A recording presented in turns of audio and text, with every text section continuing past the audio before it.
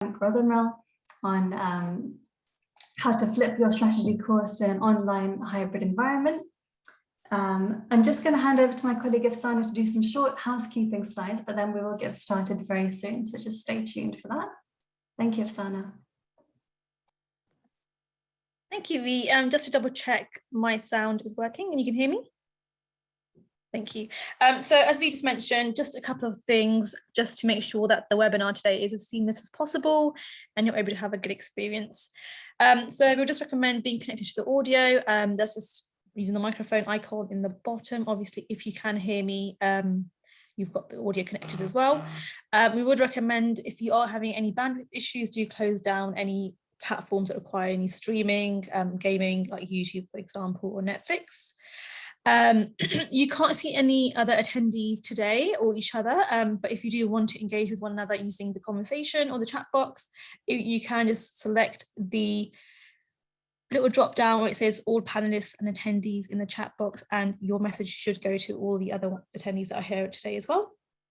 There is also a Q&A function, so if you do have any questions, please do use the Q&A box, and we will have a Q&A at the end. And then just finally, we are recording the session, so we will be emailing that across to you all after the session too. And then finally, as I mentioned, the Q&A box is at the bottom, so if you can't find it, it should just be on the bottom panel, and you can raise your hand there if you're experiencing any issues too, and then the chat box is on the side as well. Thank you. I think I'll just hand that back over to you. Great, thank you so much for that, Afsana. So we're going to get started very shortly. I'm going to pass over to our lovely author and thought leader, Frank Rothermel. Just to give you a bit of background, we're going to be talking through how to flip your strategy course in an online hybrid format. It's going to be a really exciting webinar. There's going to be plenty of opportunities for you to ask questions to Frank as well at the end of the session. So please feel free to keep adding your questions to the Q&A box underneath. And without further ado, over to Frank. Thank you so much.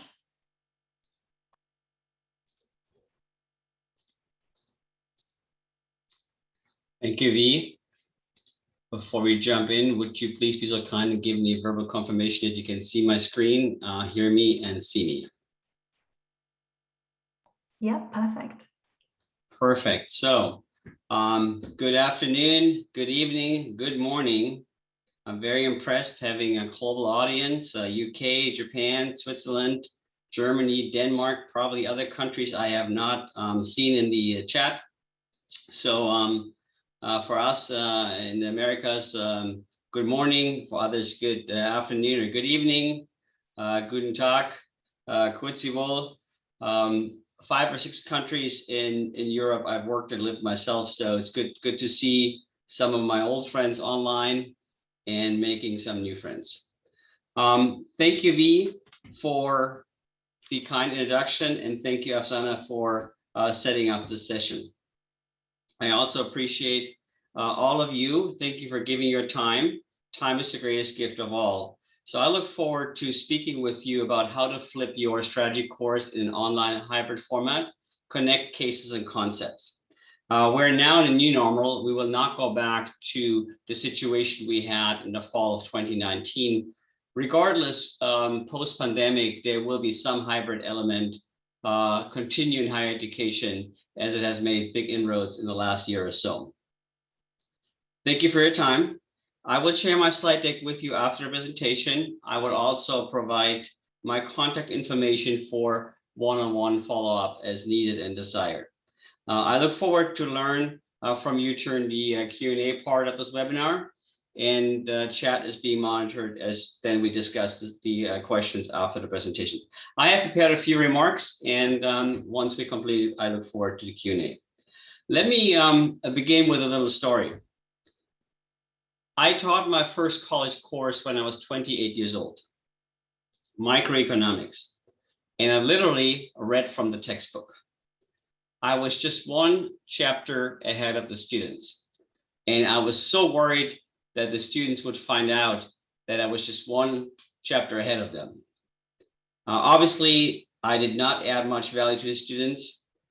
I got away with it because I could hide behind a bunch of equations. but I was not trained to teach, to provide value to the students. So the good thing is that teaching is a learned skill. So how are great teachers made? They're made through experience, right? So talent is overrated. We know this from the studies in organization behavior, human capital, and so forth, which shows the famous 10,000 hours towards excellence. So great teachers are made, not born. One of my favorite subscription magazines, The Economist, I read religiously every week, had a special on how to make a great teacher. And the takeaway here is that experience is the best teacher.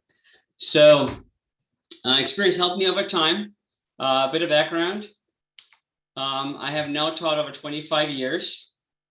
I have taught all types of students, undergraduates, MBA, executives, also at different courses, strategy, principles, microeconomics, business ethics, government, business and society, entrepreneurship.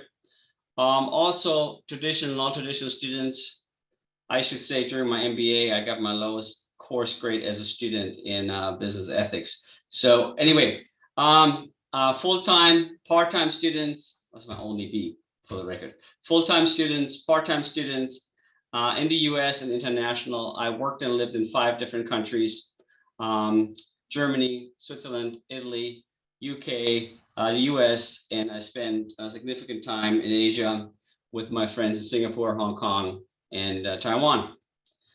So I try to use a cosmopolitan, non-US centric approach in all the teaching content I develop, which is appreciated across the globe, I hope. And I've taught both in a hybrid and online environment for quite a bit now. Okay, so let's talk about our business model. Our business model hasn't changed in 600 years. So this is a painting of a lecturer at the University of Bologna. So the University of Bologna was founded in 1088 under the motto, Nourishing Mother of Studies, the oldest university in Europe. And so this painting is called the lecture, Die Vorlesung. It is from the mid-14th century, a few decades after Gutenberg invented the printing press in Mainz, same place as BioNTech just invented the new BioNTech Pfizer vaccine. At any rate, so our business model hasn't changed, and why is that? So 600 years ago, it looked pretty much the same. Here is the professor, he's the expert, and he's reading from the book. Here we have a student, so human behavior hasn't changed either. Here we have a student who is hungover from partying the night before. Here we have a group of students that are catching up on social gossip, which is now done online, Facebook and other social media. Here we have the aspiring graduate student who envisions himself being the professor in a few years after many years of service. And here we have the student who's paying attention to every word the professor utters because he was not able to get a book or didn't buy the book and so forth. So we see our business model hasn't changed in 600 years, but it is changing now. And here's proof that it hasn't changed. This shows a typical university lecture hall in the fall of 2019, just before the COVID pandemic. Take any university in the US, Europe, or Asia, the Middle East, any university with large lecture halls, you find setups like this. I myself have taught in front of 900 students in Germany, which is truly a strange experience when the student body is so large that you cannot connect with individual students. So in the old business model, it was a linear sequential process. The expert, the professor, obtained her knowledge from books and computers, and then it went to the empty vessel to the student. Teaching was a linear sequential process from the expert to the empty vessel. Our business model is changing. Why? Black swan events happen, right? So we see that obviously COVID-19 created situations where students were absent from the classroom, and we had to switch over to a hybrid online environment on a dime. Black swans are the high impact of the highly improbable, and COVID-19 pandemic is definitely in this category. So some element of online teaching will remain, and it's particularly important that we engage students in a hybrid online environment.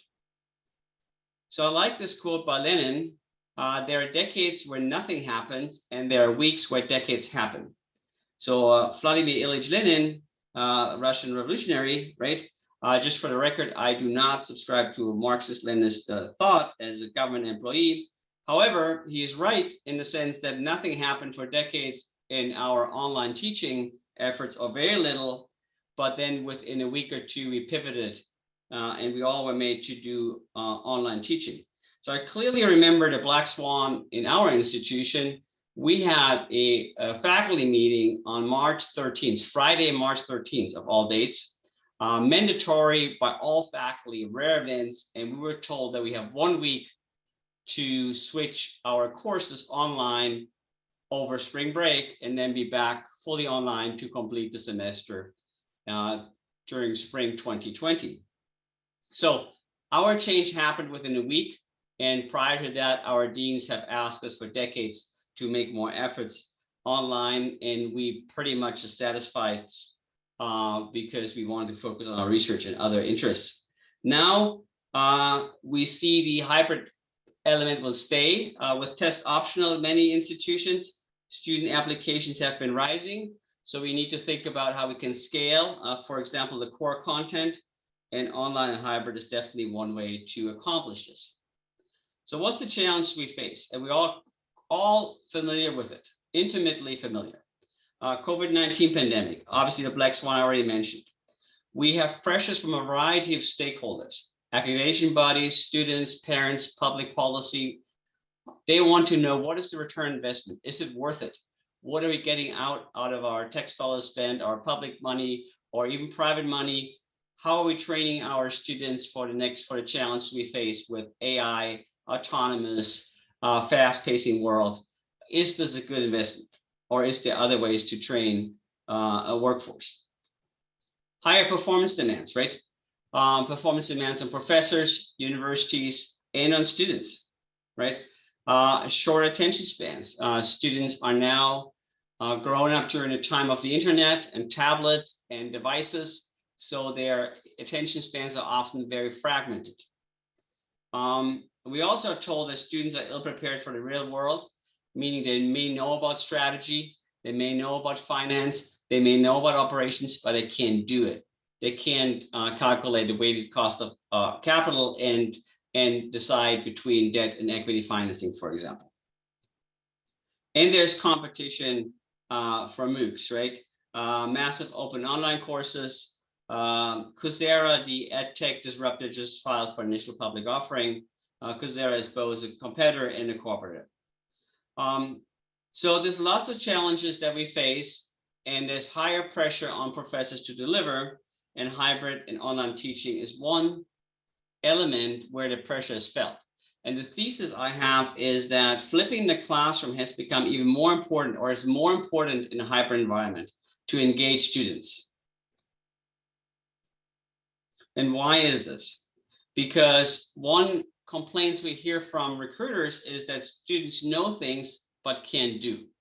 They know about strategy, they know about operations, but they can't do. They can't set up a supply chain, they can't run a factory floor, and so forth.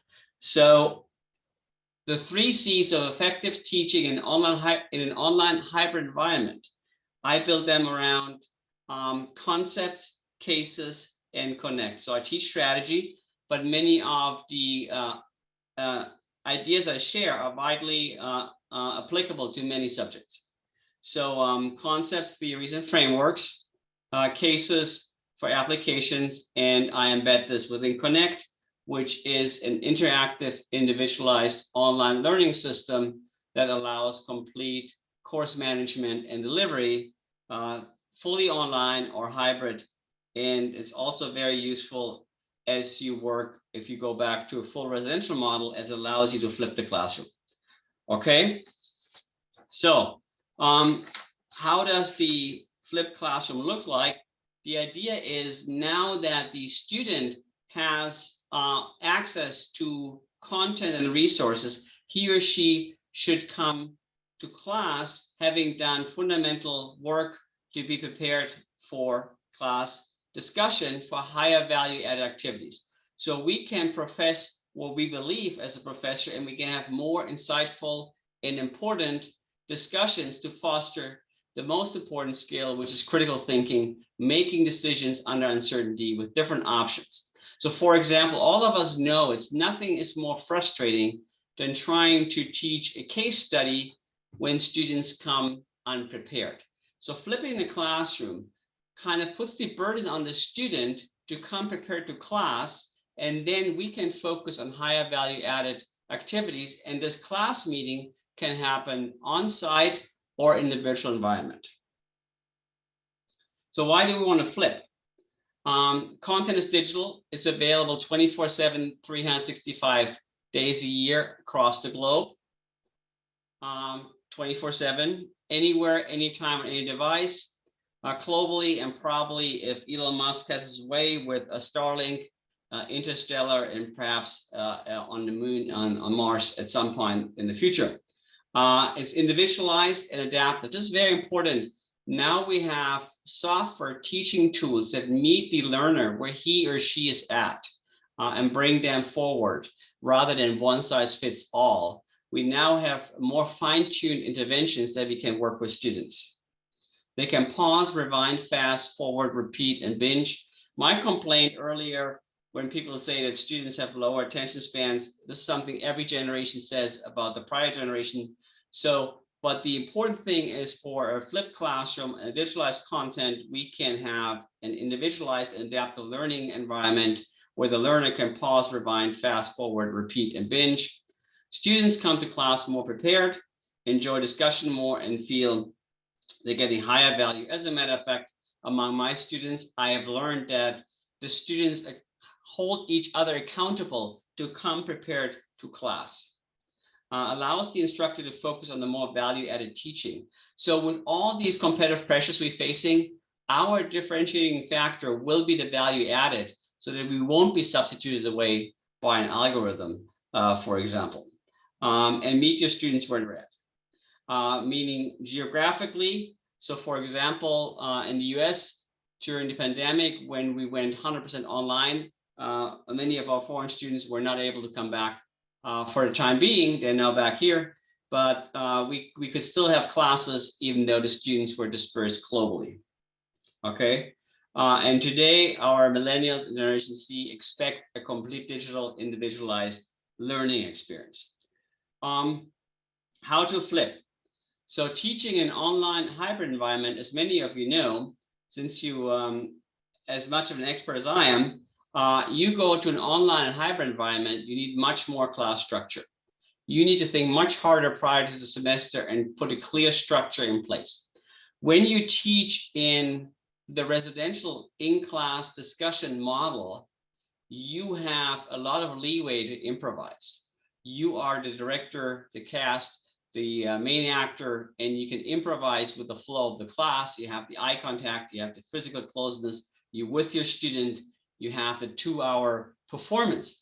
Online, it's very different because you don't have the feedback and you have to structure class much more clearly to know that everyone is on the same page and the class moves forward in a satisfactory fashion and you achieve your learning objectives. So I do this by establishing explicit learning contract. I'm very detailed what I expect of the students.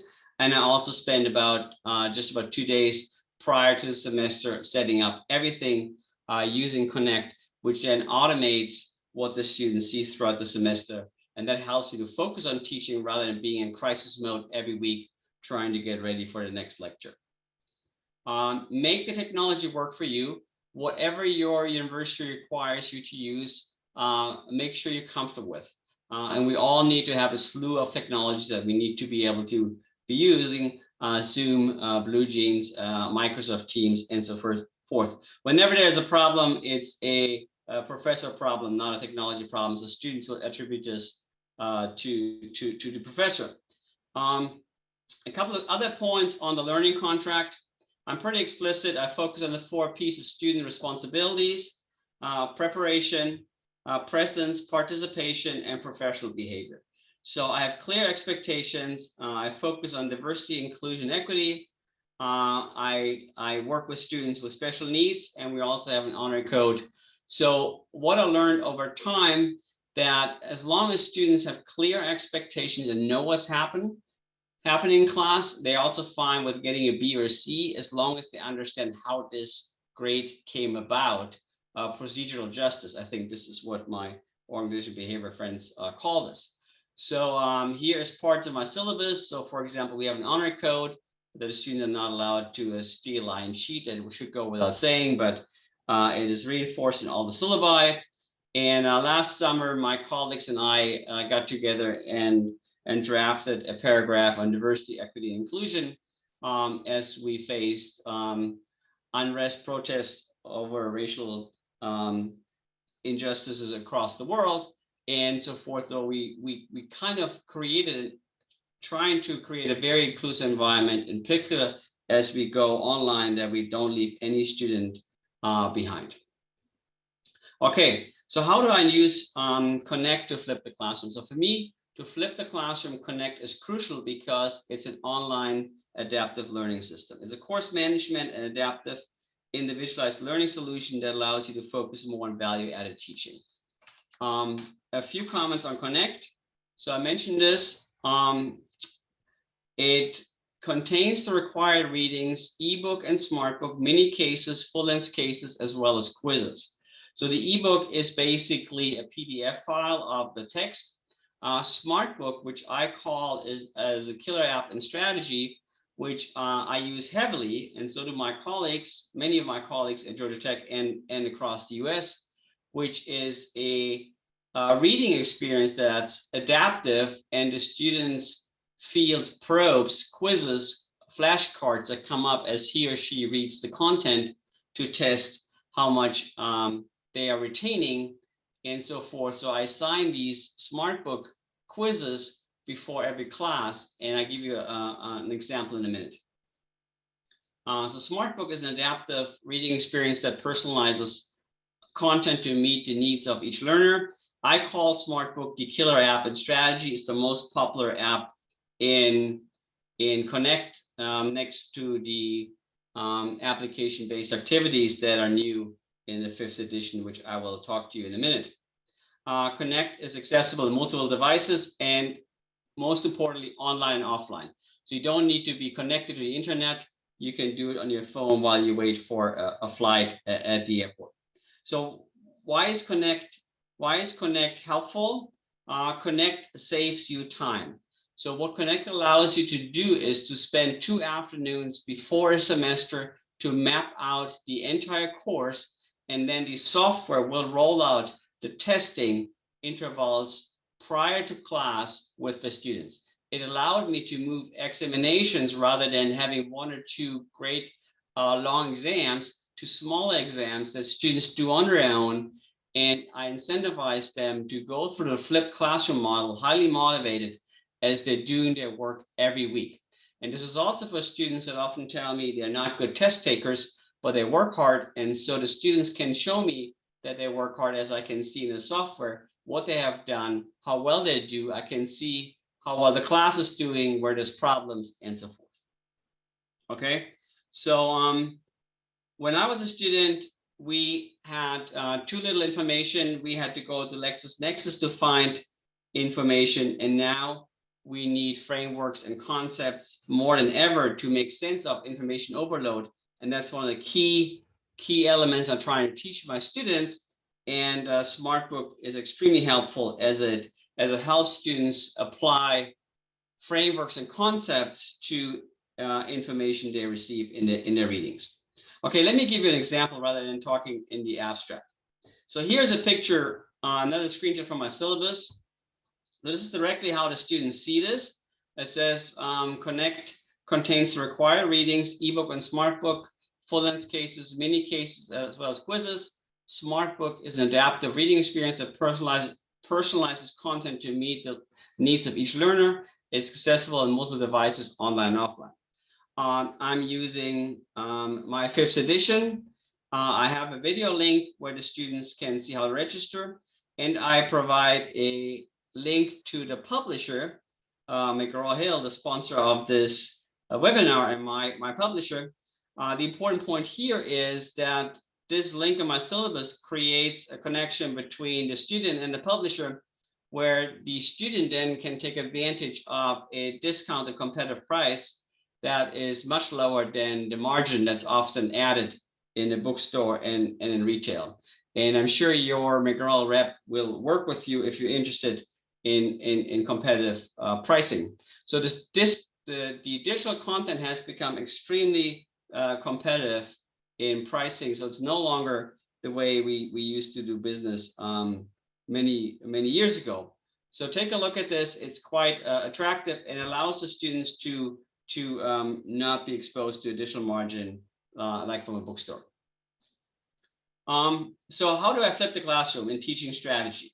I use Connect, right? So Connect builds the basis to focus on the concepts and cases, right? Okay, here's an example from my syllabus. So just the spring, the week of February 9th. This is a course that is 3 hours, one time a week. So it's equivalent to 2 meetings, 90 minutes, right? So for this week, I assigned 2 chapter readings, chapter 5, competitive advantage, firm performance and business models, and chapter 6, business strategy, differentiation, cost leadership, and blue oceans. The students were asked to work through one case study, Netflix. I asked them also to watch a documentary, Netflix versus the World. Incidentally, it's published on Amazon Prime. I also asked them to work through SmartBook quizzes, chapters 5 and 6 prior to class, and look at the mini case, business model innovation, how Dollar Shave Club disrupted Gillette. So here you can see that all these assignments are due before class. And these are all rolled out in Connect through SmartBook and quizzes I put together in the mini case. So you can see this is due before class, and how does this work? So this is a screenshot of what the student sees in their Connect screen. So think about your students. I have 75 in a section. They may be all over the world, but they see in this week, the assignment opened on February 2nd. That's the day we had class. So after class, it opens, and it closes on the 9th of February, which is right before class. So this class was at 2 p.m. Like at 1 p.m. or 12 noon, the assignment closes, and the student basically has 1 week to do the assignments. You see SmartBook on these 2 chapters and the mini cases. So basically, it forces the students to work through a flipped classroom coming into the meeting. I assign about 40 to 50 probes to each chapter, so the student has to work through those to get credit for this assignment, and then comes prepared to class. And what do I see? Assessing student performance, which is becoming much more important for us, right? As we have to work through accreditation, AACSB, and others across the world.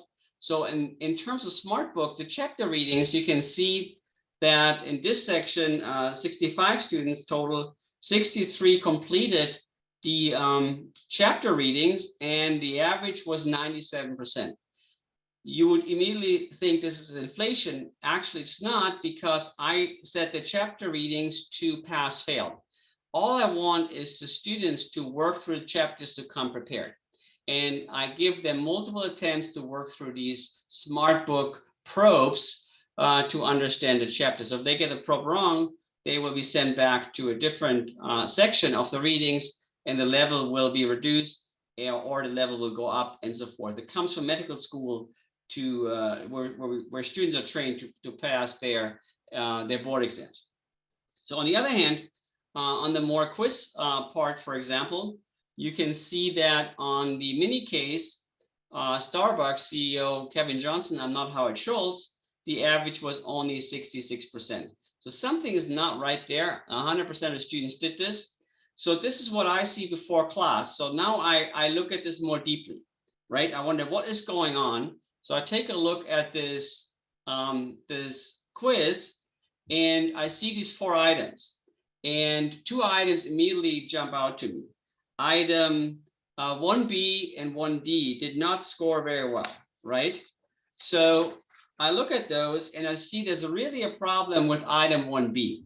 So now I can dig deeper and see what is going on. It turns out it's a specific question about the resource-based view of the firm. It reads, between 2004 and 2008, Starbucks expanded rapidly, globally in attempt to diversify from its core business. These efforts diluted core culture, resulting in a competitive parity because the customer experience was no longer as valuable or core competency. The question is, what has happened to their core competency? And the correct answer was, it's no longer rare. Others were able to copy this, but many students, the majority, 2/3, got this wrong. So what does this mean? A couple of things. Could mean it's not a good question. More likely, it means I need to spend more time in class, knowing coming in, to discuss the resource-based view of the firm, especially the 4 attributes of valuable, rare, difficult to imitate, and organized to capture value. So basically, the flipping in the classroom, I require the students to work through this content prior to class coming in. I take a quick look at the results, and I can then fine-tune my class work, whether it's online or residential. Okay. So let me talk with you for a second on the application-based activities, which are brand new in the 5th edition, which are mini simulations. They are interactive, automatically graded. All the content you see in Connect is automatically graded, so you can assign it. It comes out every week. And they provide students a safe space to practice using problem-solving skills and apply their knowledge to realistic scenarios. So to practice critical decision-making, the knowing and doing gap we talked about earlier.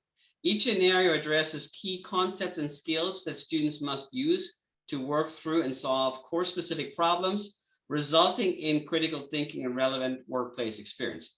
So let me go through one of those. The build, borrow, buy framework, basically how to execute corporate strategy. I need to share a different screen here. Let me let me stop that sharing here and go to a different screen. I want to go live online to give you an idea how this looks in Connect online. So would you please be so kind and give me another verbal confirmation that you can see a new screen now, application-based activities? Yep, we can see that. Thank you. In the Chrome browser, great. So this is actually, I'm in Connect here. You can see this is how Connect looks like. Let me move this window out a little bit of my way here. You can see this is how Connect looks like. Here's my courses, right? And so these are the courses I had in the spring.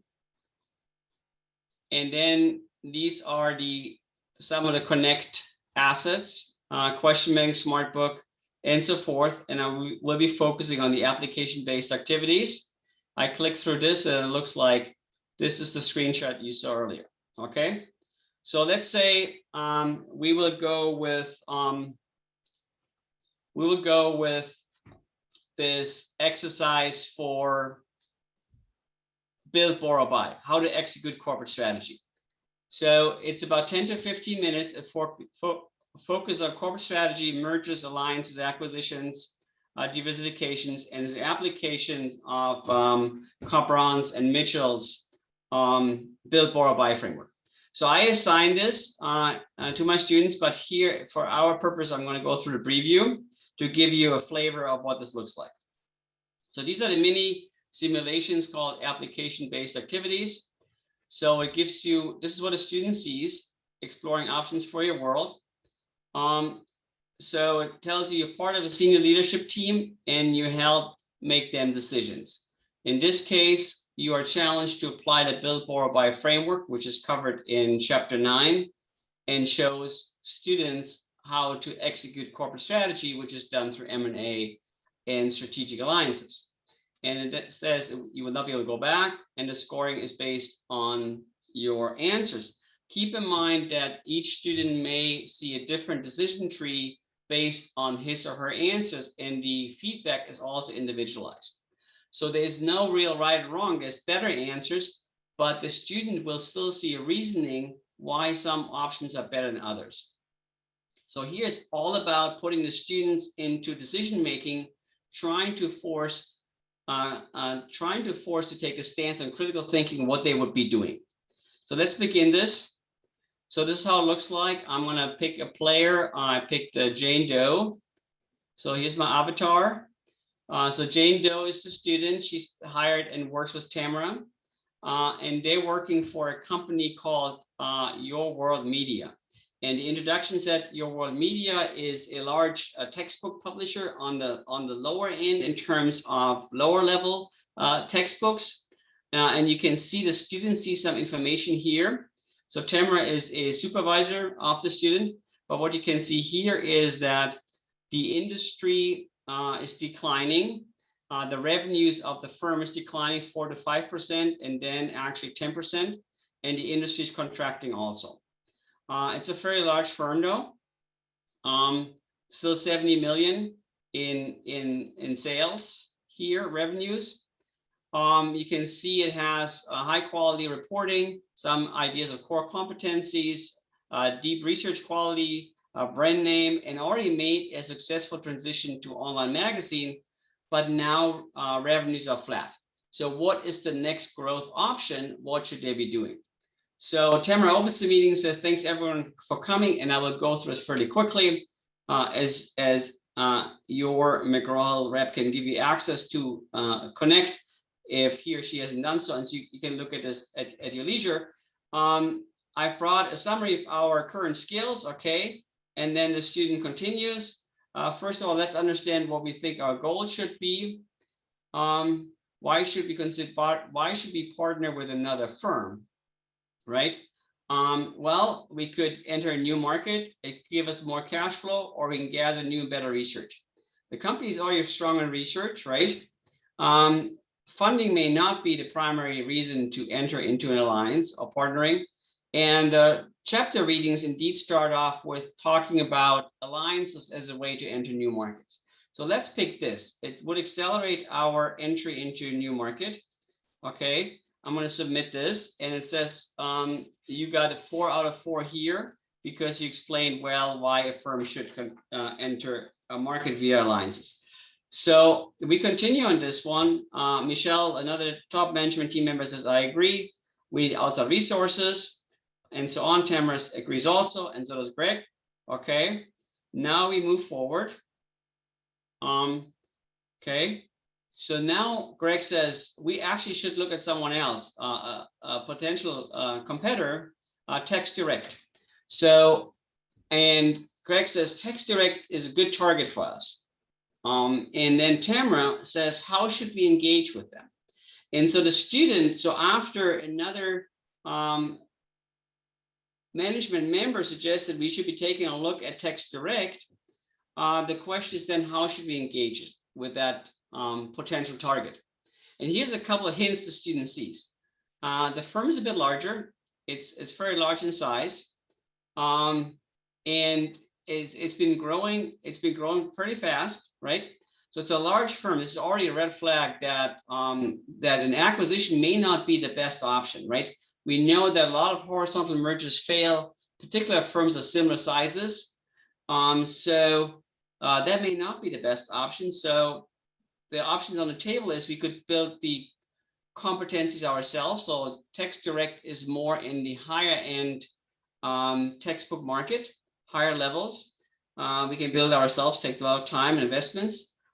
We should ally with them, which is probably a good idea, but let's pick we should acquire, which I think is the wrong answer, not the optimal one. So, and now I want to show you what happens. The student get about 60% out of this question, right? A 3 out of 5, we should acquire them. But then we now go down a different decision tree as if we would have used alliances. Tamara says, it's not ideal to execute via acquisition, but I like to know what's your thinking behind it, right? And then Jane can say, well, we can get more knowledge about our textbook industry, research writing skills, sales and distribution connections to a larger number of universities. So Tamara says we want these complementary assets because they're connected to more higher level universities. So that's actually the correct answer. So Jane had chosen the wrong tool, the wrong vehicle to execute the strategy, but the right reasoning. And so she continues, right? And so forth. So exactly, we need the distribution network and so forth, right? So we should probably have a contractual alliance rather than acquisition. And you can see this is the correct answer in this case. There's one more wrinkle to this, and I'm going to go through this fairly quickly. I want to be mindful that we have time for questions.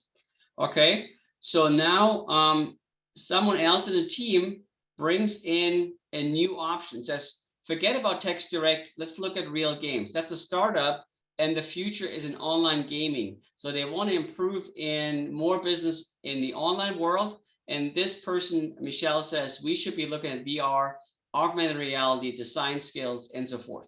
And you can see right off the bat that this is a startup, 35 million sales, 22 employees. So there may be actually an acquisition target for the larger firm for Text Direct. So how should we engage? We can build these competencies ourselves, probably not. It takes a long time, path dependency, as you know. We could acquire them or we should ally them. Let's say we acquire them, right? It's a startup. Let's see whether this is a good option. Not ideal. Alliances may have been better here. Let's see why. I don't think it's ideal, but I'm curious to think why you thought this would be good, right?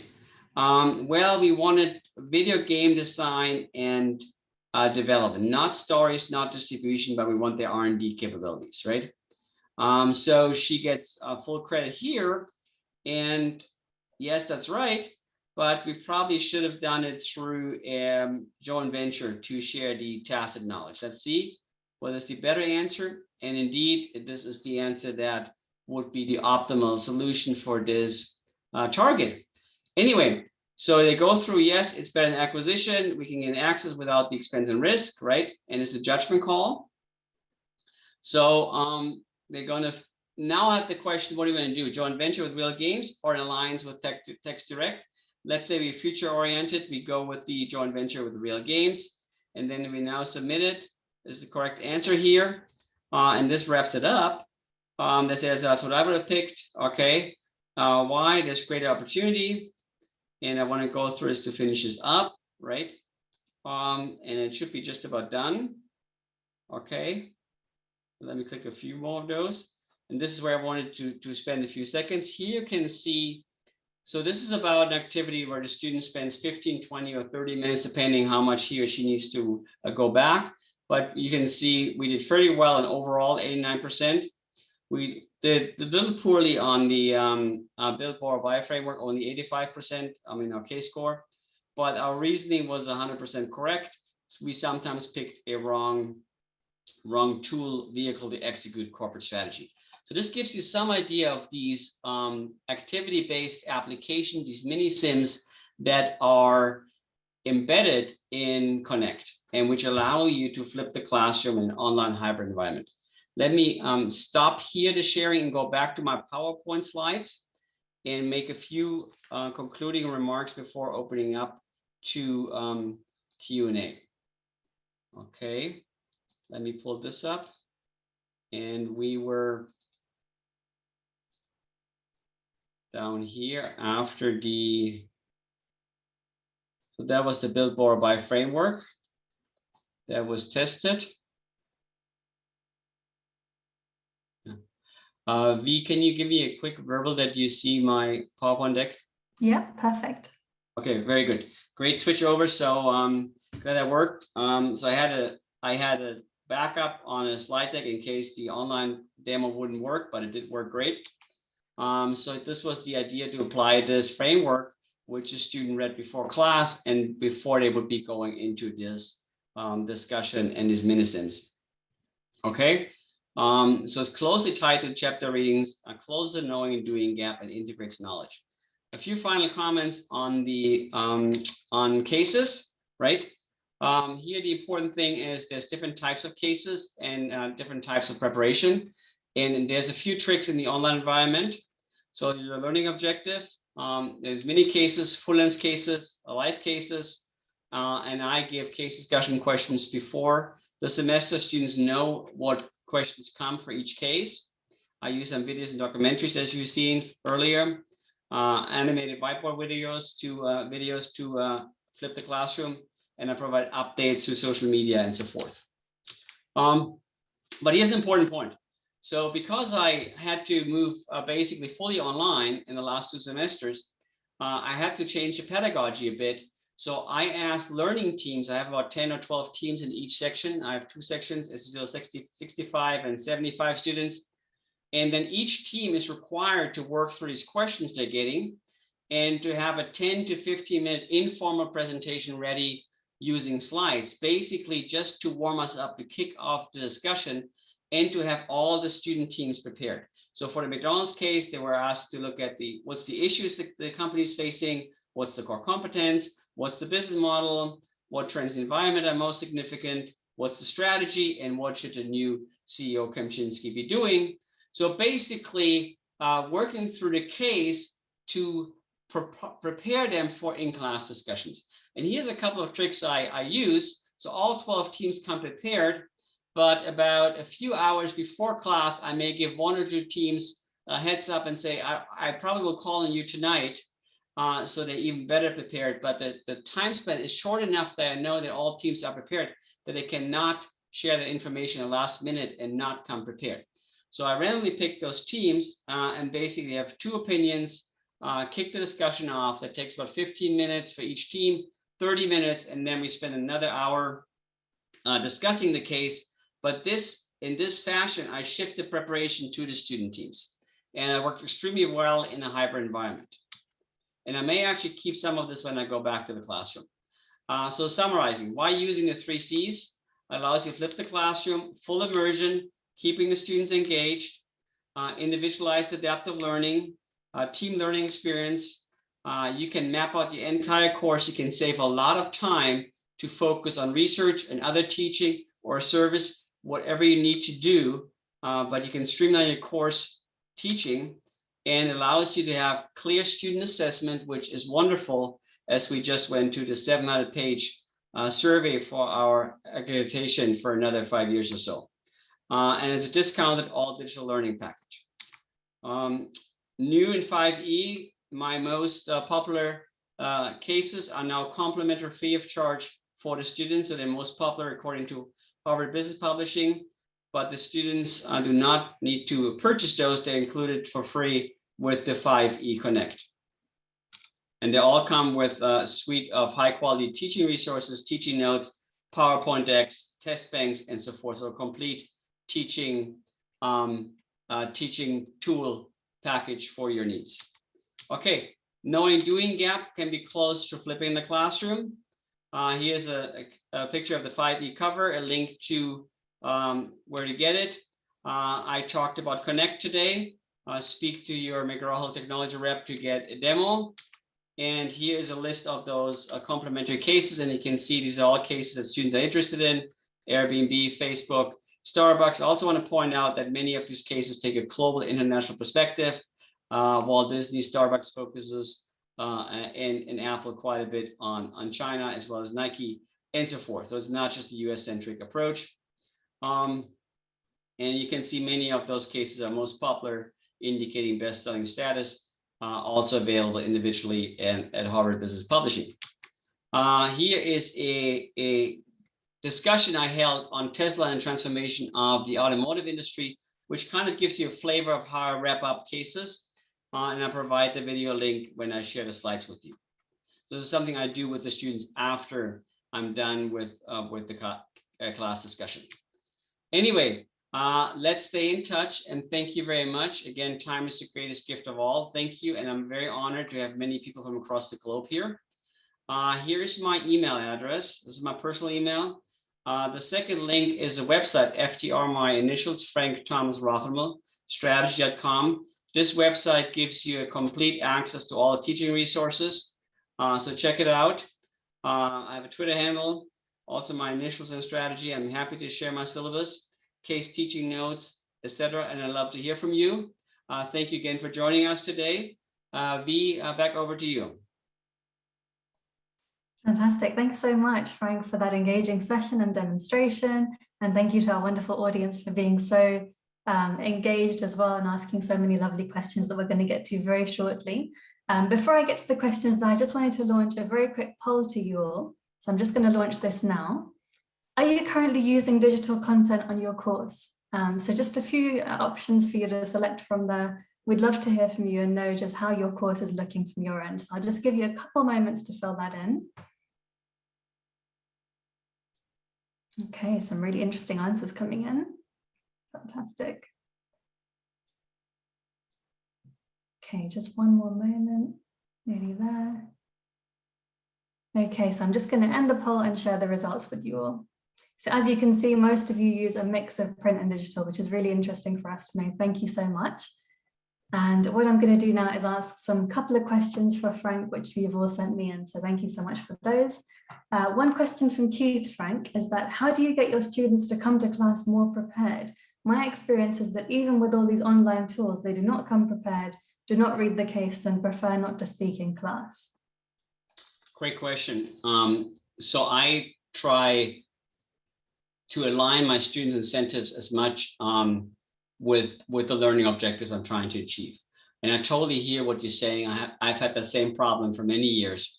So what I've done is one of the negative pain points that always creates some negative energy was the in-class exam, where I used to give 60% of the grade comprehensive exams. And I needed this often for variance, and students complained bitterly about this.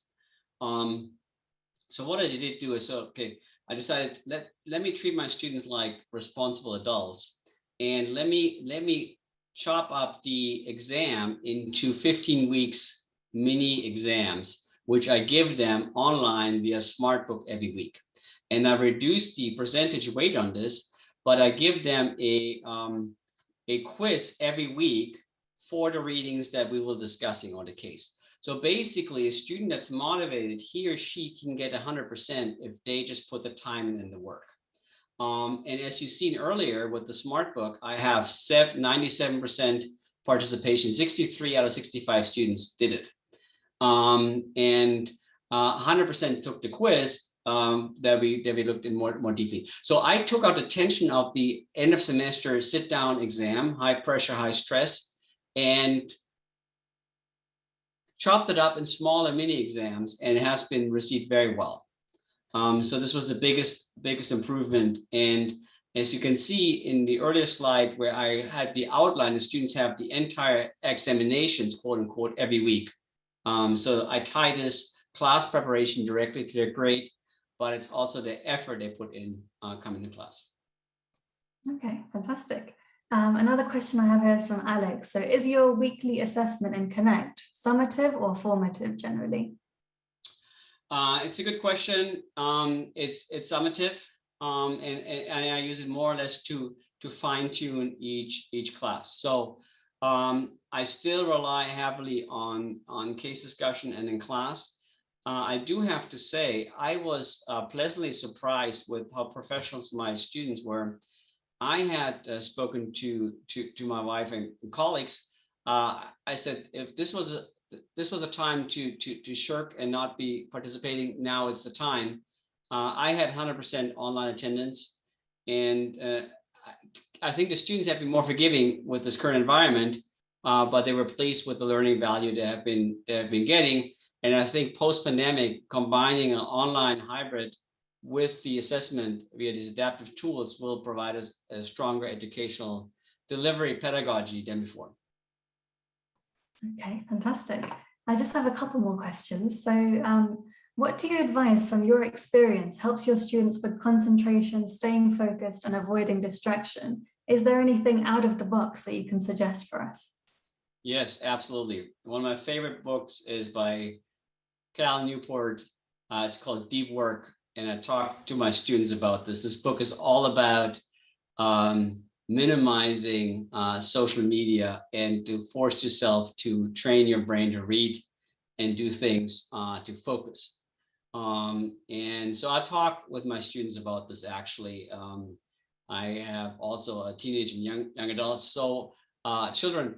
I speak with them, and yes, they are better at concentrating, but also the smart book, for example, actually plays to them, to their kind of video game playing interest, as these questions, these probes pop up as they read through each chapter. So once you have your Connect account, you can play around with this, but I assign 50 probes. And as a student goes through a chapter, the question pops up and engages him or her. And also they have to indicate a confidence level, which then adjusts the individualized learning. So there's a lot of technology and AI behind it. And I can actually see and connect how much time students spend, how much they read, and how focused they are. Yes, these are some tricks, but I do recommend this book, Deep Work. And I tell them basically only if you have concentrated, uninterrupted time, you can do deep work, like write a good paper and so forth. Yeah. Great, thank you very much. And I've just got one more question because I'm mindful we're running out of time here. But what will post-delivery look like, post-pandemic delivery, in your opinion, look like? What percentage do you see as being in person versus virtual? Great question. So we had some meetings in the faculty and with the deans, and what I'm hearing across many universities is that the best of the online world will stay, and we will use it to scale up delivery of programs. So there's a lot of pressure to make university more accessible. So you can think about an undergraduate or MBA, the core curriculum would be delivered online, and then have students on campus for a shorter amount of time for electives and the co-ed practical work. So the traditional 2-year MBA probably will go to a 1-year MBA. The undergraduate could be the core, if you think about finance, operations, and so forth. All these courses, accounting, lend themselves to delivery online, which allows the student population to scale up. So now with test optional, for example, we had the applications balloon, and there's no question about it. We are in competition with MOOCs. And so I think the hybrid environment online will be used to scale up accessibility to university education, to not just residential students, and to create mixed methods where students can be partly online and partly on campus. Okay, thank you so much. Well, what can I say, Frank? You've been absolutely fantastic. Thank you for your time today. And thank you to our wonderful audience for your engagement as well. This session has been recorded and will be sent out to you all along with Frank's slides after the session. And if you have any questions about anything that Frank has discussed about Connect, SmartBook, or our digital resources, feel free to get in touch with us and we'll put you in touch with your academic learning consultant. But thank you so much for all your engagement, and I wish you a wonderful day ahead.